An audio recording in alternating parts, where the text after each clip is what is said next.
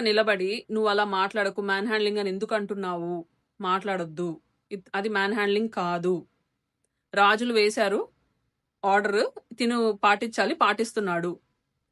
ఇంత చిన్న విషయం పక్క నుంచి వెనక నుంచి ఇట్లా ముందుకు నెట్టటమో లేకపోతే ముందుకు జరుగు అని ముందుకు ఇట్లా తోయటం అది అసలు మ్యాన్ హ్యాండ్లింగ్ ఎలా అవుతుంది?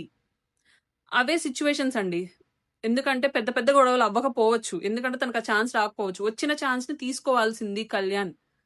తనూజకి ఆపోజిట్ గా ఫైట్ చేస్తేనే కళ్యాణ్ నెంబర్ 1 అవుతాడు. కానీ తనూజ పక్కన ఉండటమో, తనూజ వెనుకుండటమో, ఎప్పుడు తనూజని సపోర్ట్ చేసుకుంటుంటే అవ్వడు.